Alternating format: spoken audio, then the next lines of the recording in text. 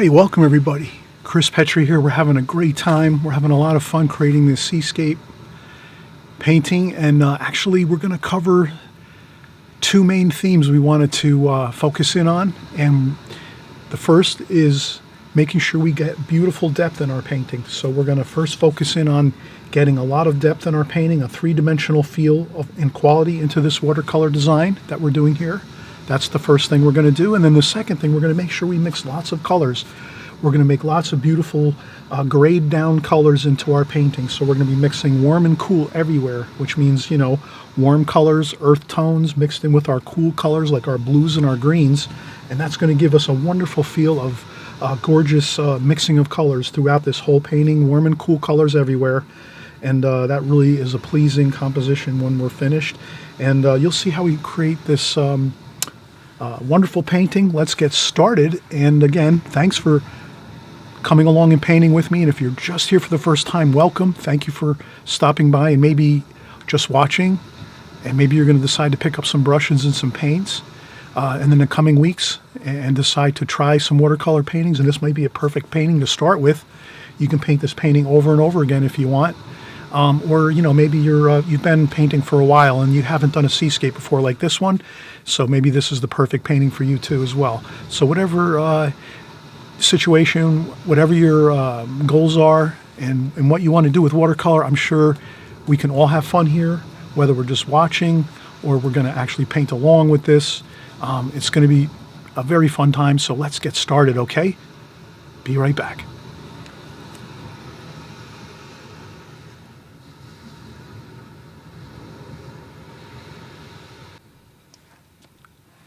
All right, so we just saw the finished painting, and so now we're going to kind of work our way forward here to try to get to this finished, beautiful seascape painting we're going to create. First thing I'd like to do is just mention what paper I use. I'm using the Arches rough paper. It comes in all different sizes, but you can never go wrong with just looking for the Arches watercolor paper with the orange cover, just like this cover here. And every time, it doesn't matter what size the paper is, the orange is going to be your color you key in on, orange. This happens to be a 7x10 here on this photocopy that I have, but the one we're using now is like a 11x14 paper that we're using. So, but always remember the orange cover is the cover you're looking for this style paper, which is Arches rough paper, and it's 300 gram, 140 pound. So that's the first thing we'll cover what paper we're going to use. That's important. So you can we're going to use that rough paper to our advantage to get some really nice effects on our seascape. And then the next thing we're going to do is basically we'll cover a few brushes that we're going to use. So for the most part, I like to use, I like these travel brushes a lot. I use them, I go on vacation, I travel a little bit here and there. Sometimes I'll go locally and I'll paint. And these are the travel brushes, which I buy the 3-pack of the Charles Reed Escada Reserva travel brushes. They work fantastic, beautiful brushes, sable brushes. And then I also use the Da Vinci Pure Kolinsky travel brushes. And they're the number for these are 1503 Germany. So it's Pure Kolinsky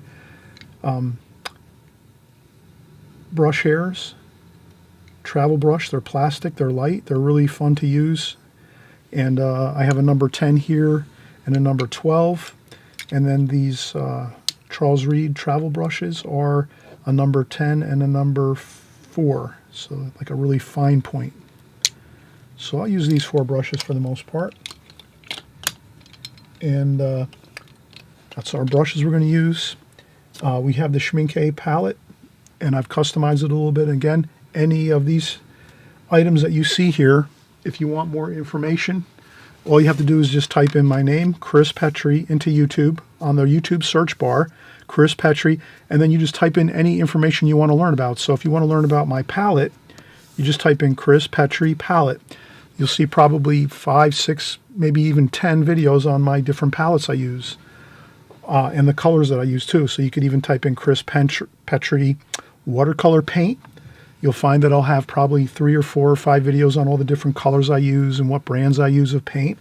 If you type in Chris Petrie brushes, you'll see that I cover my brushes on other videos. So I have a lot of videos in my archives. You just type in, again, my name, and then you just type in the word that you're looking for more information on. Paper, again, paints, palettes, brushes, just my name and what you're looking to learn a little bit more about as far as what I'm using and what I'm doing here on my channel.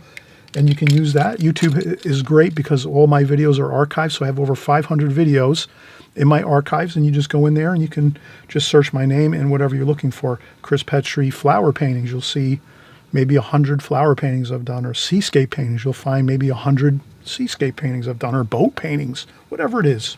So that's the fun thing about YouTube. You always have tons of information to work with. And let's keep going forward here. So we have our seascape we're going to do, and then we're just going to talk about a few key things we're going to focus on when we're creating this painting. First thing we're going to really focus in on is depth of painting. And I have my Sharpie marker, which is running out of ink. So we'll just start here. Depth, or 3-dimensional quality. So this is kind of like the first thing we're going to focus on. Is this painting is really going to take advantage of using depth or 3-dimensional quality for the design of this painting. So basically we're talking about design, and then whenever you're creating a painting, no matter what it is, whether it's seascapes, flower paintings, landscapes, architecture, city scenes, still life paintings, whatever it is, you can always remember, you can kind of come up with a few key elements that you want to focus in on and try to really exploit and push the limits of, to kind of get your painting looking a little more exciting. And that can really make a big difference in your paintings. So that's what we're going to do here. We're going to really key in on the depth or 3-dimensional quality of this painting. And then maybe we're going to pick one other thing. We're going to pick the second thing. So this will be the primary thing we're going to really... So this is our primary focus right here. Primary focus. Our primary focus right here is the depth and 3-dimensional quality of this composition that we're going to paint. The second thing we want to do is sort of like say to ourselves, all right, we're going to really push the bounds of 3-dimensional quality. What is another thing we can kind of introduce into this composition that's going to really take it to the next level? And I think another thing we can really utilize is color mixes. Color mixes. That can really help get our paintings looking really beautiful and exciting. So we're going to focus in on color mixes, and then we can break that. We might break that down into maybe a few subgroups. Maybe we might say color mixes, and then we might say we want to create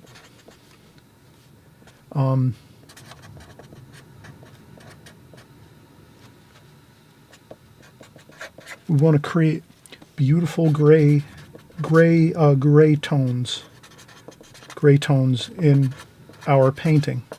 And what I mean by that is it's kind of easy to just go in and grab colors out of our palette and put them onto our painting. But if we can kind of utilize the beauty of graying down mixtures when we're painting, so that we're not just using straight paint out of the palette, but kind of mixing a little bit, mixing some colors here and there to get different interesting colors as we're painting our composition. So let's kind of keep those two things really in our minds as we go forward here. So if we can keep these two items here, primary focus is really the depth and 3-dimensional quality. That's going to be what we really are shooting for here. And the second thing we want to make sure is our color mixes. Let's create some beautiful gray tones in our painting to kind of really take it to the next level. It's just easy to grab some colors out of our palette and throw them on the paper and say, oh, good, done. We did a landscape or a seascape or whatever it is. Does that make sense? But let's take our time and really create some beautiful mixes of colors, and I'll share everything as we go in this video. So I'm hoping you're going to stay here with me for the next hour or so, and we're going to create a beautiful painting, and you'll see how we kind of use those two main focus points of primarily our depth and 3-dimensional quality, and second, our color mixes, mixing beautiful grays and actually, really using our colors really carefully and thinking them through so that we kind of make a more interesting looking watercolor painting. So let's get started, and we're going to have tons of fun here on this video. Okay, so we'll be right back.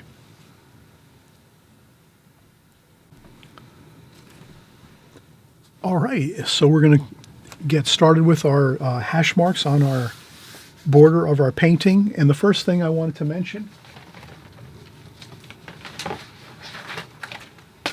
as we get started, let's take a mat, a custom, or not even a custom, this is a standard mat that you might buy in a local art supply store, framing shop, or even your big box art supply stores in your area where you live.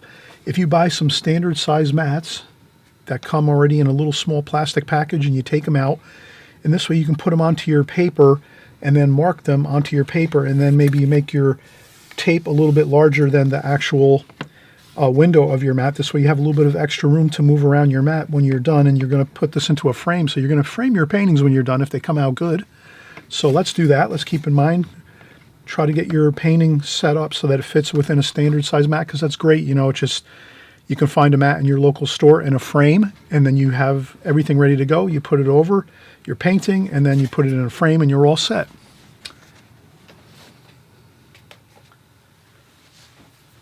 So the first thing I did here is I wanted to kind of say to myself, all right, we're going to do this seascape. We're primarily focused on the depth of the painting. And also, too, we want to make sure that we're kind of placing everything in the right locations as we go. So what I did was I just made some marks on my tape. And I kind of thought to myself, maybe the ocean would be a little bit further out like this. So this will be our ocean. So I can just put ocean here at this hash mark. So it's a little bit past halfway. So if you can kind of see the paper, maybe the halfway point of the paper is about here. Let's push the ocean horizon line a little bit further out. So just so that it's a little bit past halfway. That usually tends to look good if you can make something a little bit past the halfway mark, or a little bit before the halfway mark when you're doing seascapes or landscapes and things like that. That's just a good, you know, kind of point to keep in mind when you're doing landscapes and seascapes, to try to maybe break up your division of your painting. If you have large spaces like sky and land, or ocean and sky, try to keep them a little bit, you know, different. Like you wouldn't want to split the paper in half. Sometimes that doesn't look too good. If it's a little more pleasing, most artists would agree, most professional artists would agree, art historians, people that are, you know, judges in art competitions and in galleries and things like that, they'll usually tell you the paintings look a little better when they're on the wall, hanging up and looking beautiful. It looks a little better if you have your space divisions of your painting not quite symmetrical, which would be halfway. So you want to go a little past halfway, either higher or lower as far as your horizon line for your ocean. So for this one, I decided let's go a little past halfway, and our ocean horizon line is going to be about a little past halfway up on the paper. So then that's what I'll do. I'm going to get this started. I'll take a ruler and just go right across.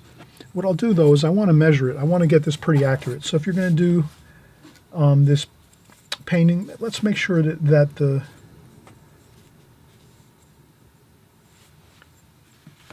everything is pretty much level, straight across the picture horizontally.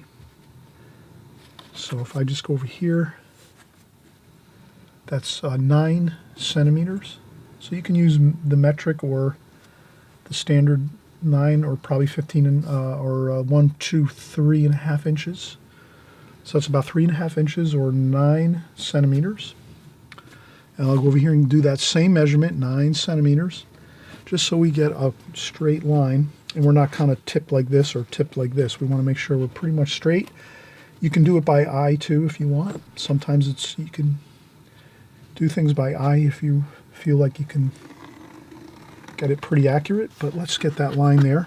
So that's going to be our far distant ocean horizon line. And then we're going to actually do some mountains here. So now that we have our distant horizon line here, I'll just maybe erase that hash mark there a little bit.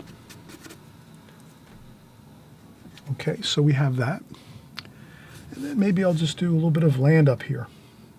So we're going to have a little bit of land, and that's going to come down into the water like this. Like that.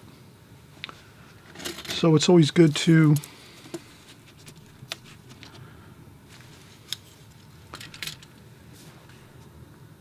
get things started correctly with some hash marks. And then maybe there's a little bit of some trees over here too, so we can have some trees along the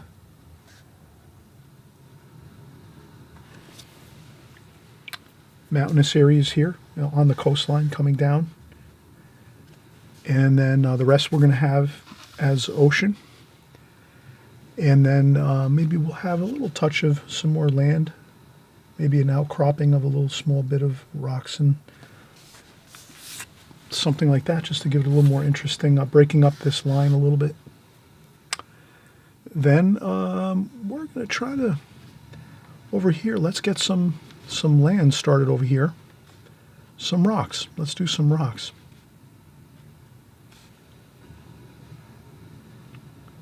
Like that. So we're going to do some rocks here down into the water. So I'm just trying to plan out sort of where I want my rock formations here.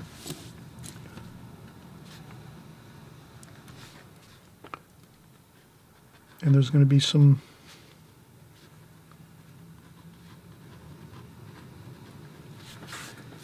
little bits of water maybe splashing up here and there where these rocks are.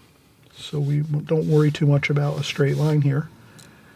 And we're going to have some other bits of rocks and things like that. So we're not going to get too concerned about just making a straight line. We'll leave this line broken apart a lot over here. We'll get a somewhat of a level line, like this, but not incredible. We're not going to draw that line straight across. We're going to remember we're going to leave some splashes of water and a little bit of rocks and other things going on there to make it a little more interesting. And then what else do we have here? So then maybe over here there's some more bit of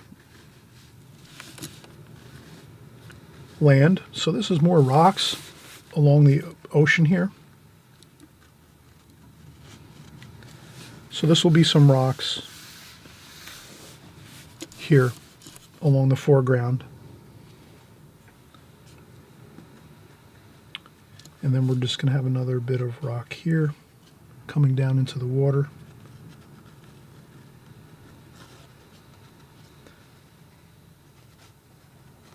Like that. And a few more rocks over here just to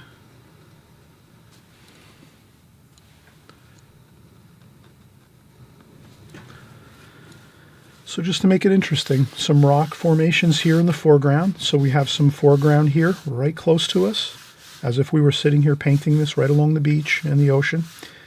Some rock formations here. And then as we go further out into the ocean, we're going to see more colors and light, maybe some light splashing across the water. And so we're going to have a really nice looking bit of light in this painting. So then after we have these pretty much these bits of good information, we're going to paint the rest of the details in, but we're just getting a rough sketch in of what we want to do. So the same thing with our sky. I'm going to leave my sky very loose, very free. I don't want to start getting into really fancy looking skies, but I will do a little bit of interesting cloud formations, because I want to sort of have the cloud formations going off into the distance, getting smaller and smaller. And this just happens to be a day when the clouds are basically kind of lining up across the sky in a horizontal fashion. Sometimes you'll see clouds, they're off on an angle. So it all depends on the cloud formations going across the sky and how they're going to look in your scene. you can always change that, knowing that you control your watercolor painting, you control the design of your painting, and you can take your painting and say, I'm going to take my clouds and make them look more interesting by setting them up in the sky the way I want to. We always know cloud formations can be on angles like this, or they can be straight across the sky like this. I'm going to choose to paint this painting with the cloud formations going horizontally, and that's all. No need to really keep going on and on about that, but you know, as you paint and learn more and more about painting your paintings and skies and your washes of your seascapes and landscapes and things like that, you're the artist. You can create things that are going to make your painting look more beautiful and more interesting by just taking notice of nature, and then from there you make your decisions on that knowledge that you have. Okay, so now we have our sketch done. Looks fine. We have the major information we wanted to in this painting completed with our sketch. So I think we're really good. So let's not delay. Let's take a break. Once we're done with our break, now I'm going to take a 5-10 minute break, and then we'll get right into the painting of this. And you're going to have a really beautiful and fun time here with me as we go through this, and we'll kind of just describe everything as we go, step by step. We'll cover everything, what colors I'm using, how the washes are going to go on here, whether we're going to paint this alla prima, or if we're going to do this glazing technique style, the glazing method, or the alla prima method. I think we'll go with the alla prima method, actually. That's going to work a little better for me on this painting, but I'm not 100% sold on that right now. So maybe think about it before we come back here. We're taking a break now. Maybe to yourself, think about it. Look, think of the sketch here and say to yourself, do you think it's going to look better in alla prima, or is it going to be better doing this in a glazing technique style? So that's one thing you can kind of consider as you take a quick break and you come back and you're getting ready to paint. But I'm already kind of feeling pretty strongly about using the alla prima technique here on this painting, because I think I just want to get in there and start doing some darks, and then going from there. Okay? All right, so we're going to be right back, and let's take a break quick, and we'll be right back in a second. Okay, so we're getting started again, and let's get our paints mixed up here. So we're just going to mix up our colors as we go here. And the first thing I'll do is I just have a damp sponge, so I wet the sponge, wring it out, and I have a damp sponge next to my water glass here, so I'm using a glass of water here. I also have a water container over here to my right-hand side, which I'm normally used to using, but I like to leave a water glass here too as well, just so you can kind of see how I'm working with my brush, and that I'm taking water off the brush all the time when I'm rinsing my brush, taking off a little bit of water, going into the palette. So hopefully this will just kind of really help everyone to see that I really do check off a lot of water off my brush. I rinse the brush off, and I always hit the sponge here first, or if I have maybe like a tissue or some paper towels or whatever. But I'm always taking some water off the brush, because I find that if I just go in and rinse off the brush and then go right into the palette, it tends to flood the palette out with a lot of water. So that really is a problem. And then it also makes the washes very watery looking, and not to the best consistency that we would need to make really good looking washes on our paper, on our paintings, our compositions. So let's kind of just keep that in mind, and let's get started here with our washes. Now, the best thing I find is with watercolor painting is if you can mix your washes ahead of time a little bit first. That really is a big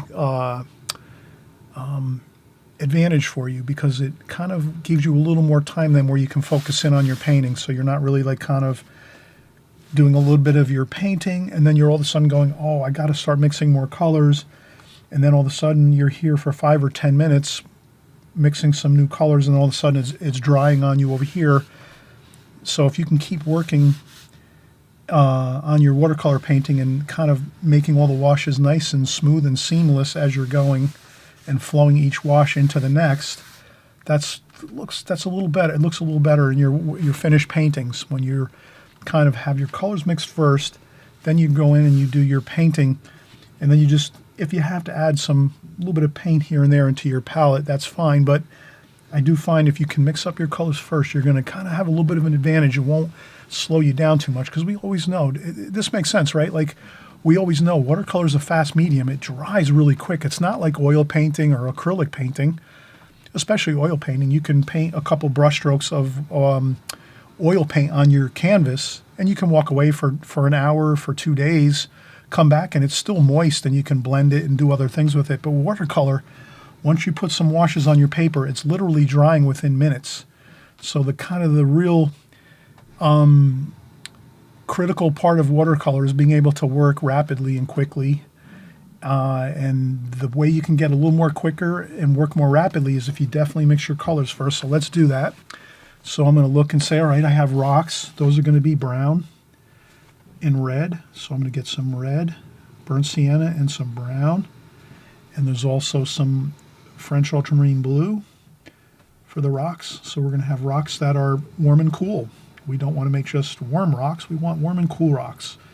So that would be burnt umber, burnt sienna, and French ultramarine blue. And that gives us a nice modulation of warm and cool, and a little bit of some cerulean blue in there too. I think looks good. And then what we'll do is, let's mix up more of that. A lot of French ultramarine blue, a lot of burnt umber, and a lot of burnt sienna. Let's get that all in there. Make up a lot of that mix, and also some cerulean blue, and then kind of mix it out over here. Okay, so now you have plenty of the rocks that we're going to be painting in the painting here, and also in the foreground here. There's going to be some lighter color rocks, but we'll use this as our base. So this is going to be our base mix that we're going to use, which again is burnt umber, burnt sienna, French ultramarine blue, and some cerulean blue. Once you have those three mixed together, making it quite a bit of nice, and I would say you can add lots of burnt sienna to that. We're going to make those rocks kind of more warmer, and I think you have it right there. You can kind of see that mix, lots of darks. And then what we'll do is we're gonna start here first, maybe in the foreground, and start to get our darks in there. And that's all I'm going to do, is get these rocks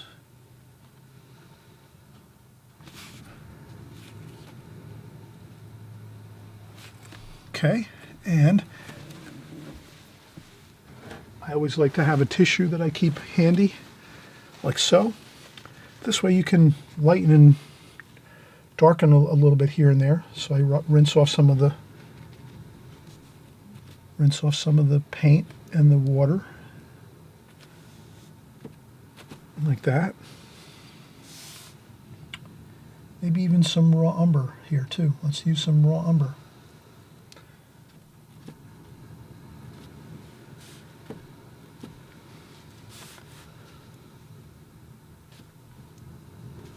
And then don't be afraid to go in and get some darker blues on top here.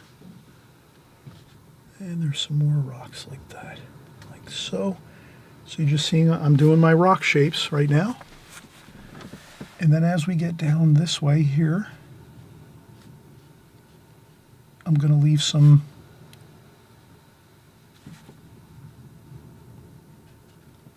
other rock shapes going in like so. Like that.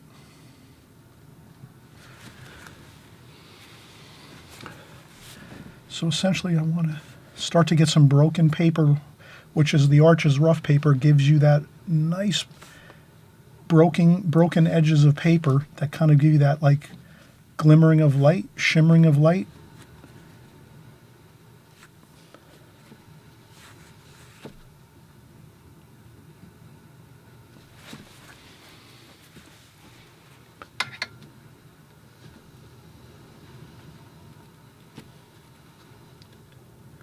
So we have some sparkles of light. Doesn't that look great? And then we'll get a little bit of water. And we'll start to bring our darks over here. And then as we go across here, we might go a little lighter. So then we might start to think about getting a little bit more lighter and making some of those grayish color rocks. But before we do that, let's come over here. We're going to fire in some darker rocks over here too. Let's get some more of that darker dark.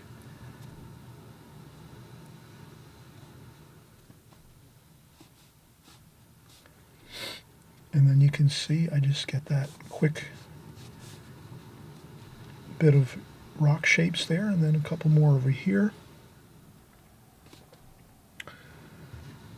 And a few more rock shapes over here.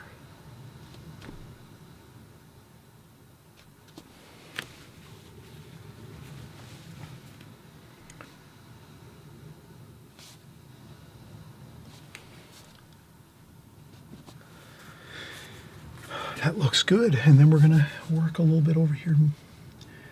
We'll get some more darks over here, like so. Then I'm going to rinse off my brush. Now, we'll try to add a little bit of more cerulean blue. Let's start another mix here. And we'll take some of that mix that we've already used up here and kind of mix it in down here to get ourselves a little more of a cooler mix of colors this way. Like that.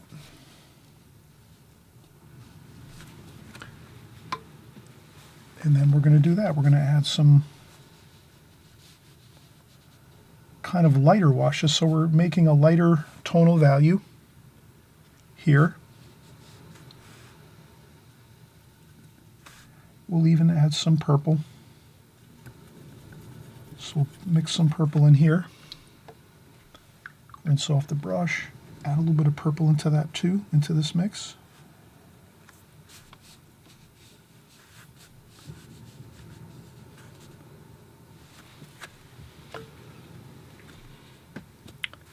And that cerulean blue again, maybe a little bit of...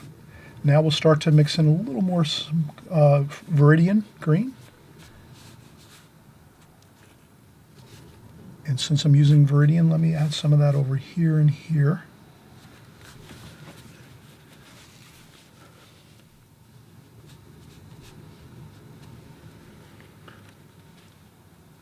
And then we'll keep going with our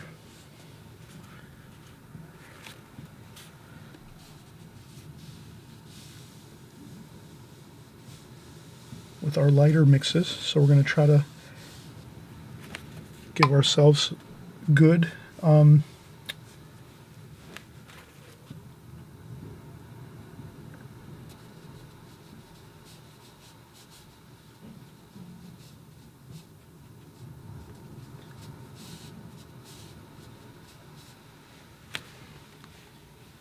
okay. I'll use a little bit of extra water here just to get some splashes going. I want to start introducing a couple splashes just to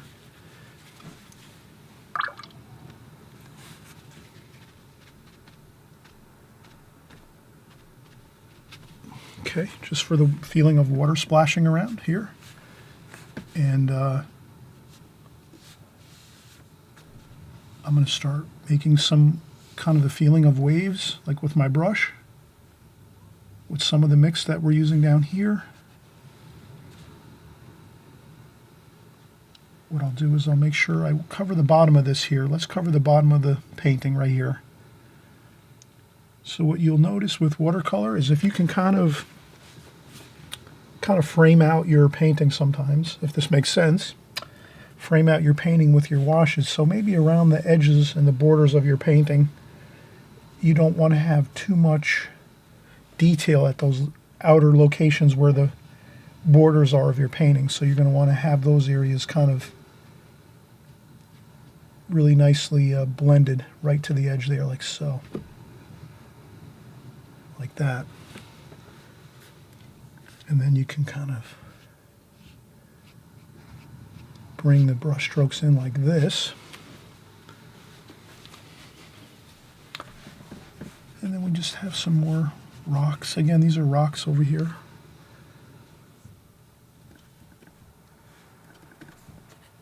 And they're kind of cool, so we want to have that cerulean blue.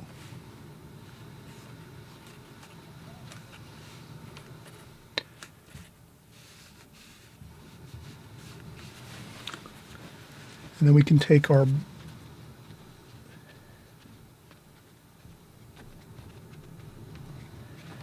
tissue and blot up some to give ourselves a little bit of light. A little bit of light here and there. We can lighten up our washes like that.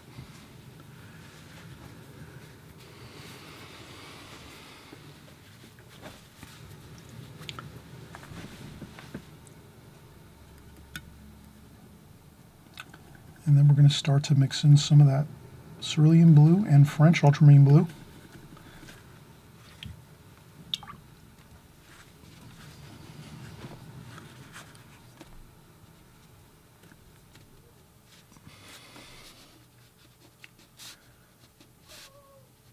For the, and also some green, some viridian green.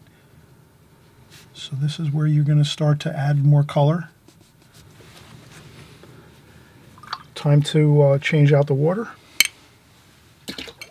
Let's keep our water nice and fresh.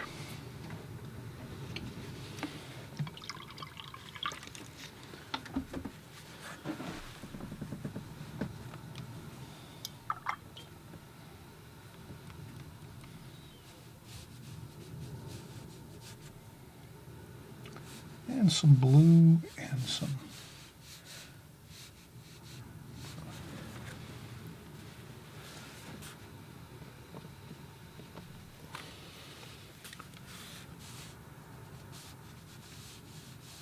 okay, and then we're going to do some raw umber.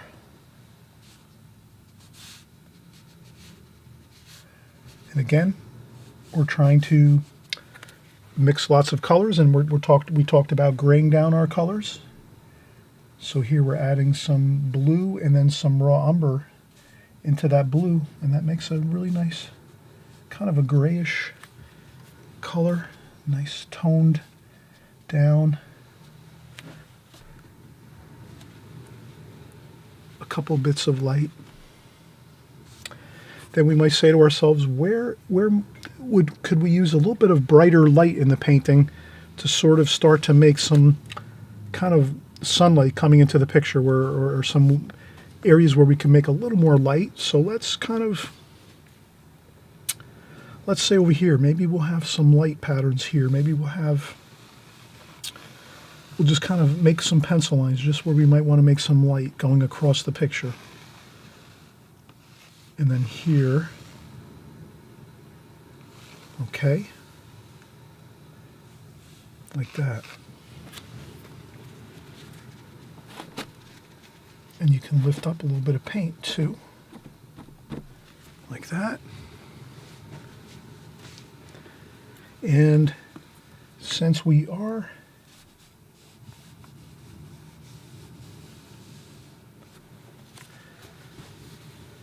painted quite a bit now. We painted for 15, 20 minutes already. Let's take a break. And with the alla prima method, which is where we're going in and doing our darks first, and then starting to work with our medium washes, our medium tonal values, you can kind of see that we've been able to work nicely, build up our painting here at the bottom portion of our composition. And then now we'll continue to work up into the sky and the clouds and the ocean here as we go. But we started here at the bottom, and this is a perfect break time because we have everything kind of done down here that we need to get done, that first third of the painting here. And then we're going to work on this 2/3 up here. So we'll work up on the second, or the second 1/3. So if we have a third here, a third here, and a third here, we'll do 2/3 of the painting going forward. But let's get that 1/3 of the painting done first. Then we take a break, let this set up a little bit and dry a little bit, and we'll do some other details here in the bottom of the painting once this dries. But for the most part, you can kind of see we have a really nice feel of the coastline here, some really beautiful dark rocks, some ocean colors, some rocks and stones here in the foreground. We're going to make some more kind of like indications of stones here in the foreground, but right now we're just going to leave it like this, and we'll come back and do some more details, as you'll see. But this is a perfect time to take a break. So let's take a break, and we'll come right back in just a few minutes, and we'll continue to work on the ocean and the sky, the distant hills over here, which is a distant mountain range that kind of trails down into the ocean along the coastal area here. And we'll just keep working our colors and our washes and having a great time. Okay. And I always mention, hey, if you haven't subscribed, right on the right-hand side below is the subscribe button. All that does is just basically, you'll see my videos the next time you open up YouTube, and you'll be kind of just, you know, aware that I'm making some new videos each week, and you'll be able to watch along and follow along with what we're doing here. And we're always creating new types of paintings, seascapes, landscapes, flower paintings, beach scenes. We're doing figure painting sometimes. We'll do city scenes. So we do a lot of different things here, and I'm hoping you'll always come back to my channel, and I'll always try to put as much information I can into my videos so that you'll learn a lot and see a lot of the techniques and methods that I use in watercolor that are really going to kind of take your paintings to the next level. And I'm sure of it. Many people have already been commenting in the comments section for many years now on my channel, saying that they've really come a long way and their paintings have gotten so much better since they've been watching here on my channel here on YouTube. So there's no reason why, if you're just starting out here, you're going to learn a lot. You're going to benefit tremendously. So just keep coming back here on my channel and watching. And I'm not saying you have to watch this channel only. Watch as many different artists as you want to. The only thing is I do mention, I do cover a lot of information here on my channel. So you'll get a lot of great information for your benefit, so that your paintings are going to look much better as you go forward. Okay? All right. Be right back. All right, so we gave the painting a little bit of time to dry, and we're going to continue on here. So we're going to continue to mix some ocean colors. And I think this brush should be fine. We're working with a number 10 round brush, and let's continue here. Let's get some French ultramarine blue. We'll pick up a little bit of this here, which is some burnt umber, burnt sienna, raw umber, some of the warmer earth tones. And let's get some of this beautiful ocean color in, maybe a little bit of viridian in there too. And then let's start working in some ocean colors. Let's maybe start over here. And it's just a matter of building some ocean colors here. And we're graying down the colors a little bit. And it's kind of good if we can break up the waves a little bit. Maybe we go with a little darker colors here, maybe some greens, add in some, infuse in some viridian green. Then we'll rinse off the brush. Maybe take the brush, rinse it off, and just have a little bit of a damp brush, and then maybe we can kind of get some more translucent, transparent looking washes here underneath this darker wash. And then go back and get a little darker there. A little more French ultramarine blue.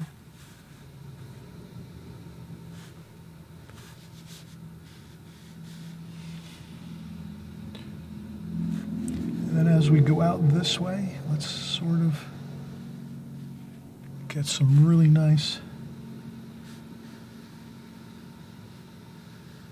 just some sharp lines across here. Maybe we'll put a little bit of land out here in the ocean, out this way. But I'm being really careful to follow that pencil line that we made with the ruler so that we can have a really nice level line across the picture, across the painting.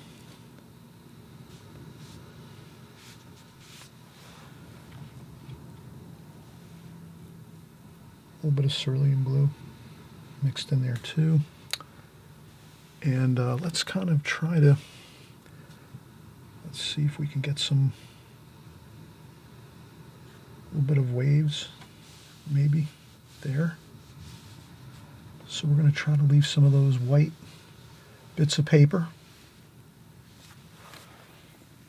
like so. And this is all it is having fun, getting some washes on the paper.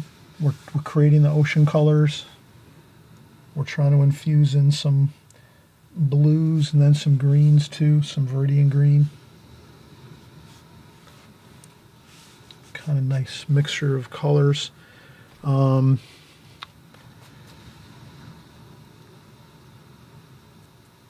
So over here, maybe there's more light in the picture on this side over here. So let's leave some light of the water. So let's now use our brush and let's take our paint in the brush and let the paint, let's expend and use up our paint in the brush.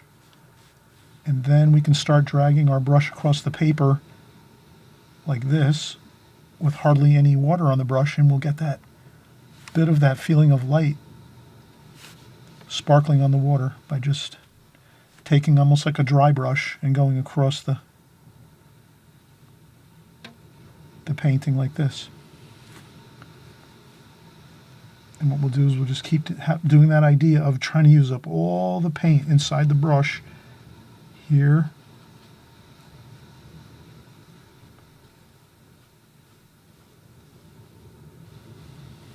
Like that. And then I added a little more paint and wash to the brush as it runs out completely. But I think this kind of works pretty good.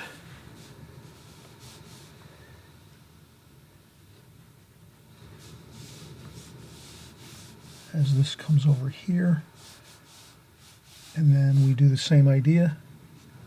Let's let the paint dry off the brush like that.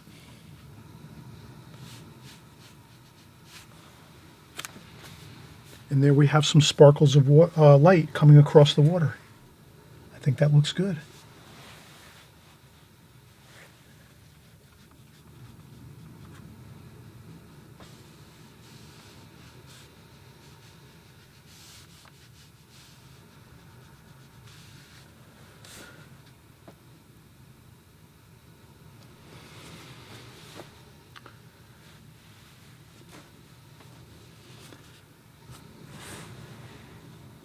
I think that's looking pretty good. So we're going to keep working our ocean colors. I think actually our ocean colors look pretty good right now.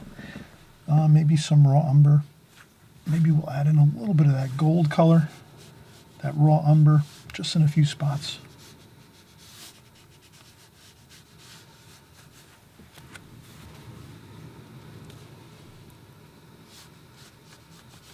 Just to get the warm and cool effect of having some warm and cool.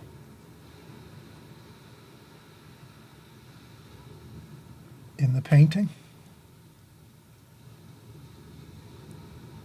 like that.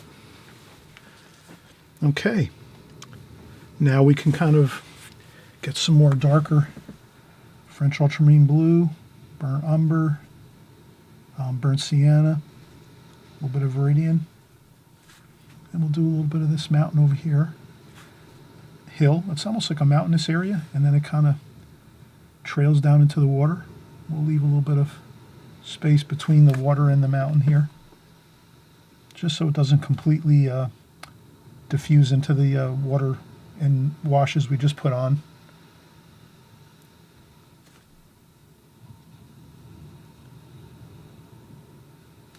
Like that.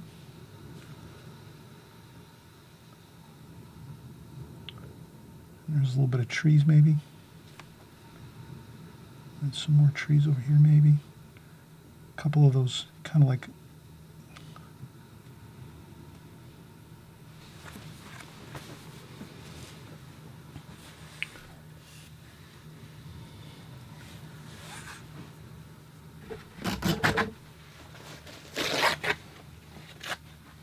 and you can always take a small piece of paper towel like this and fold it up and make a little bit of a fold in the paper towel, And then you can actually go in carefully, and if you want to lift up a little bit of paint, if you kind of painted over a section like on your water, and you can do that. And over here too, you'd start with another bit of fold it over and get a nice dry part of your paper towel, and you can do the same thing here. So if your washes ever kind of overlap or something and cause a problem, no worries. Take a little bit of paper towel, fold it up, and then just set it down on the paper and blot it just a touch, and there you have it. Wow, I think we're pretty much really, let's just start working the clouds now and the sky. And let's do some cerulean blue. Let's make it a light sky. And again, let's not go too fancy. Let's just scrub in some wash. Maybe put a little bit of water on the paper too. Just some water. It can be some water with a little bit of wash in there, so you can kind of see the water's a little bit like bluish gray. That's fine for this sky wash, I think. We don't have to worry about getting crystal clear water. I think it looks fine this way. And then as you can see, we're going to put in some of the earth colors in here to make the clouds a little bit gray and stormy maybe. And then we can take that wash and go down here. And then we start to make those long horizontal clouds as we, so we'll get some more of that stormy looking clouds like this. Some of the blue, of course, we want the blue in the sky. And again, if you kind of have fun with your sky washes and just happily put them in there and not get too worried, they tend to come out good that way, I think. So I'm just kind of making larger shapes up here. You can also use some tissue and do some blotting as you go. Like that. You can do some blotting.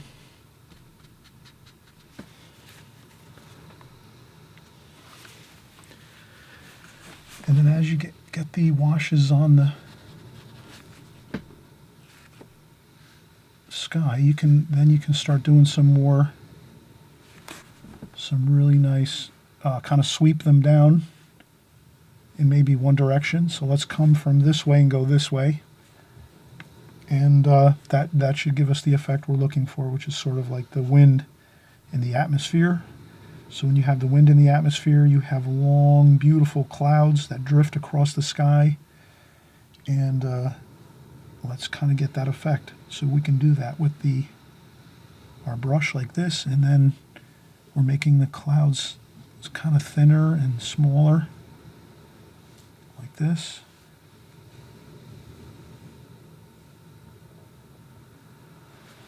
And then I think that gets the effect we're looking for, like this, and kind of drift them all together like that. Then finally what we'll do is we'll get a little raw umber, and we'll try to get a little bit of a I could do a little bit of a cleanup here on my palette. Let's get a touch of the raw umber, maybe a little bit of orange, and we'll just try to get some orange, touch of just a tiny bit of orange along the horizon there, like so.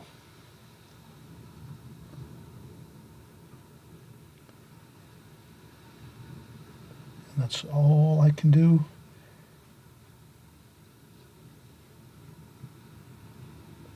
Like that. And I think once we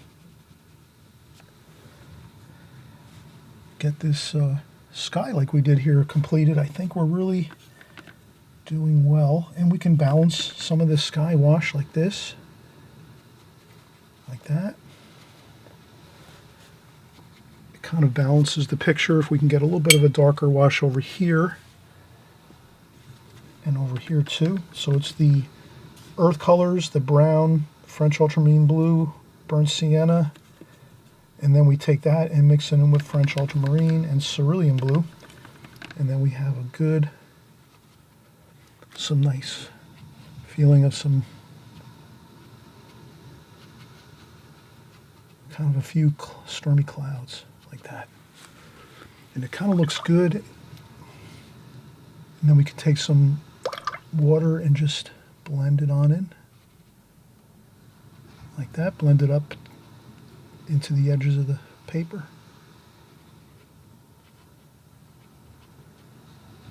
Like that.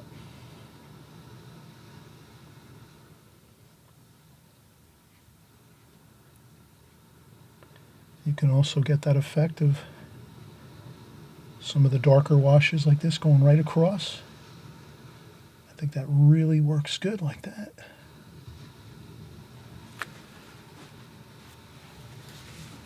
And then again, some blotting if you want with the tissue, just to get some more lighter, maybe fluffier cloud kind of feel up here.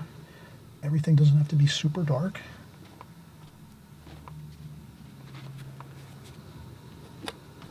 There we go.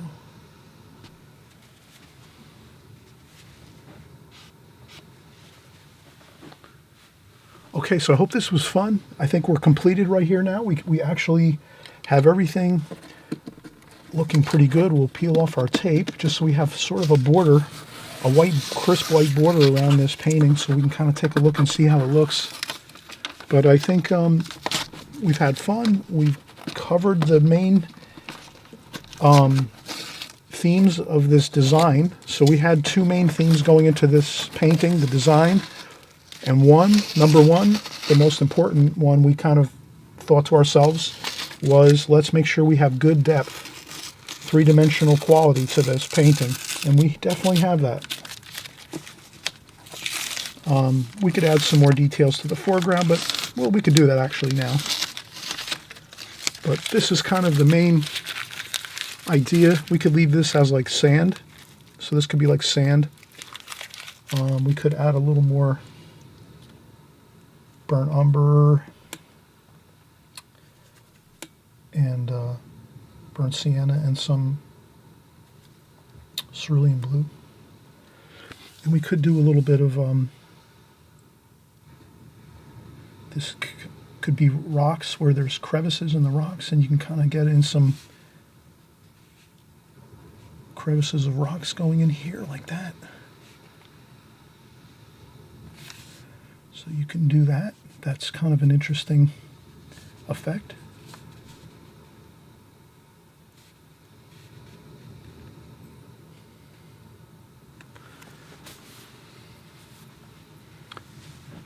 That should be fine. A couple of indications of some crevices in the rocks. I might do a little bit of splashing here. I always think splashing is kind of good. You can also take the palette and just tidy up a section of your palette right here, like that. And then we can get some fresh water. So we'll have some fresh, clean water.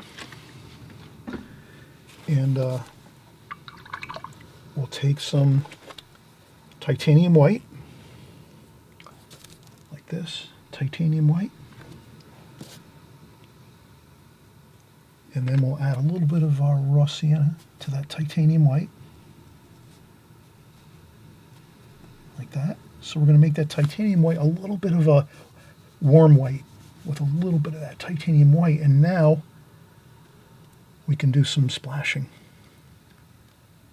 And what that does is that makes it feel like there's some waves crashing in, especially along the tops of these rocks over here. The waves come in and crash up along those rocks, so that's a perfect spot for some over here too.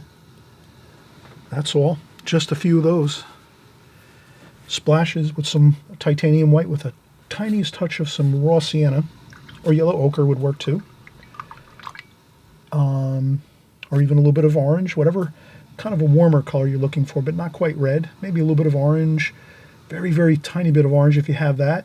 If you have your raw sienna or yellow ochre, or even some raw umber, just to make that white, again, that titanium white a little warmer, because titanium white's pretty much like a stark white color. There's not much tint to it. So let's call this one, and we'll do some, you can just do some lifting up of the white spots there. You can do a little blotting if you happen to have an issue where there's some. But you can do some of that, kind of that lifting like that. And then you lift up a little bit of paint if you happen to go over the paint a little bit, the brown rock paint, the dark. A little more splashing there with some white. It's a little bit of experimentation you do, a little bit there. But I think that does look pretty good. And then we can do a little more here, where this rock is here. A couple more splashes, and then we kind of just do that little bit of an uplift with the paint. Rinse off the brush, dry off the brush maybe, and just recapture a little bit of that top of that rock. Lift up the paint like that.